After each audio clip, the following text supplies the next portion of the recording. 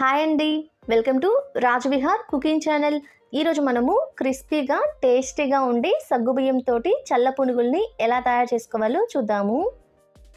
చల్ల పునుగులు తయారు చేసుకోవడం కోసం ముందుగా ఒక గిన్నెలో 1 కప్పు సగ్గుబియ్యం వేసుకుంటున్నాను. ఇలా వేసుకొని ఇందులో నీళ్లు పోసుకొని సగ్గుబియ్యాన్ని 2-3 సార్లు శుభ్రంగా కడగాలి. ఇలా సగ్గుబియ్యాన్ని శుభ్రంగా కడిగిన తర్వాత ఇందులో 1 కప్పు పెరుగు వేసుకుంటున్నాను. ఇక్కడ నేను ఏ కప్పుతో అయితే సగ్గుబియ్యం తీసుకున్నాను అదే కప్పుతోటి 1 కప్పు సగ్గుబియ్యానికి 1 కప్పు పెరుగు వేసుకుంటున్నాను. ఇలా వేసుకొని ఇందులో ఒక 1/2 కప్పు నీళ్లు పోసుకుంటున్నాను. ఇలా పోసుకొని ఓసారి మొత్తాన్ని కలిసే విధంగా కలుపుకోవాలి. ఇలా కలుపుకున్న తర్వాత దీని మీద మూత పెట్టి ఒక 4 గంటలు నానబెట్టుకోవాలి.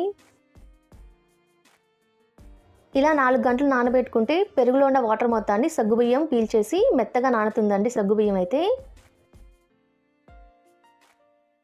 ఇలా చేత్తో పట్టుకుంటే బాగా మెత్తగా నానిపోయి ఉండాలండి. ఇలా నానబెట్టుకున్నది ఇందులో సన్నగా తరిగిన ఒక పెద్ద ఉల్లిపాయ వేసుకుంటున్నాను. ఇందులోని 1 టేబుల్ స్పూన్ జీలకర్ర కూడా వేసుకుంటున్నాను. అలానే సన్నగా తరిగిన 2 పచ్చిమిర్చి, కొన్ని కరివేపాకు రెబ్బలను కూడా వేసుకుంటున్నాను. ఇందులోని కొంచెం కొత్తిమీరని కూడా సన్నగా తరిగి వేసుకుంటున్నాను. అలానే మీ టేస్ట్కి సరిపడినంత సాల్ట్ కూడా వేసుకొని ఇందులో 1 కప్పు బియ్యం పిండి వేసుకుంటున్నాను. ఇందులోని ఒక 2 టేబుల్ స్పూన్ గోధుమ పిండి కూడా వేసుకుంటున్నాను. గోధుమ పిండి అనేది బైండింగ్ కోసం వేసుకుంటున్నానండి.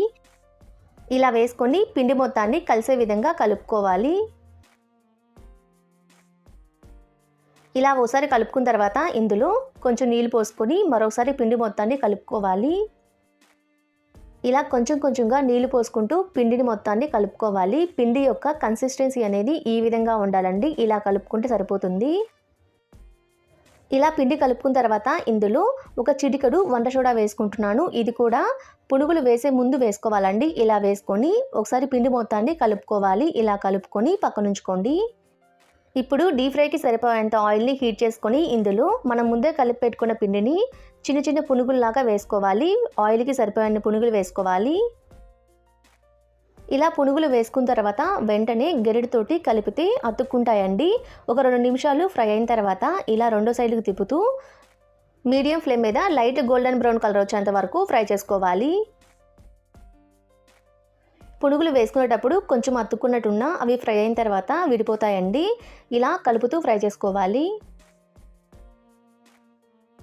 ఇలా గోల్డెన్ బ్రౌన్ కలర్ వచ్చేంత వరకు ఫ్రై చేసుకొని వీటి మొత్తాన్ని ఒక సర్వింగ్ ప్లేట్లోకి ట్రాన్స్ఫర్ చేసుకోవాలి. ఇదే విధంగా మిగిలిన పునుగులను కూడా తయారు చేసుకోవాలి. ఇంతేనండి, ఎంతో టేస్టీగా ఉండే చల్ల పునుగులు అయితే రెడీ అయిపోతాయి. మీరు కూడా ఒకసారి డెఫినెట్గా ట్రై చేయండి. ఎలా వచ్చాయో నాకు కామెంట్ చేయండి. చూసారు కదండి చల్ల పునుగుల్ని ఎలా తయారు చేసుకోవాలో. మా వీడియో మీకు నచ్చినట్టయితే లైక్ చేయండి, షేర్ చేయండి, సబ్స్క్రైబ్ చేసుకోండి. Thanks for watching.